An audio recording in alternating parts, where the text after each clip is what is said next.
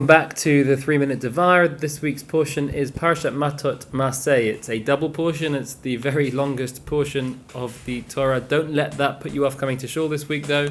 Please do come anyway. It'd be lovely to see you there, and the service will be engaging and exciting despite the long Torah reading.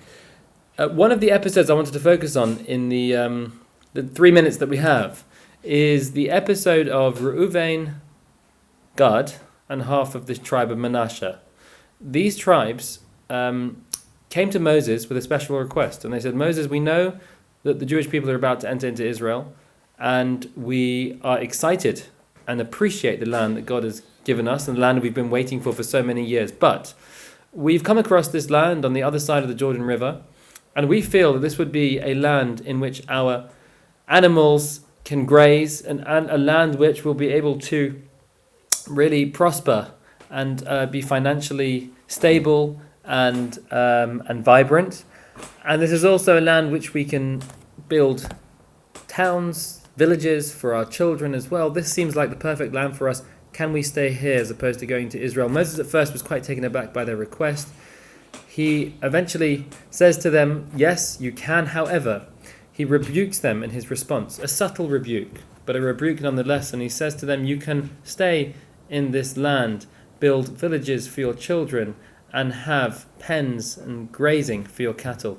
He switches the order in which they asked for. They asked for their cattle first and then their children, and Moses responds and says, no, your children come first, and then your livelihood. It was just my grandmother's stone setting today. She was a remarkable lady, and it was an opportunity to really pay our respects to her. She died just at the beginning of COVID, and that was a really difficult time. But now, obviously, things have calmed down a lot, still limited to 50 people at the stone setting, but it was an opportunity to really think about the life that she lived and pay our final respects. And walking through Bushy Cemetery and looking at the different gravestones over there, it struck me that when someone passes on from this world, we don't remember them for the businesses that they had. We don't remember them for their financial successes. We remember them for one thing and one thing only, and that's pretty much what's written on every single gravestone. They were beloved. They were loved by their family. They were cherished by their children and their grandchildren or their spouse. That is what we are remembered for in this world. And the illusion of life is that our businesses come first and that our finances come first and then our children.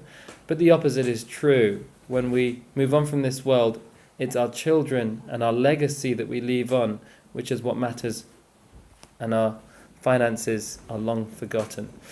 Food for thought for this week. Wishing you a Shabbat Shalom and looking forward to seeing you in shul.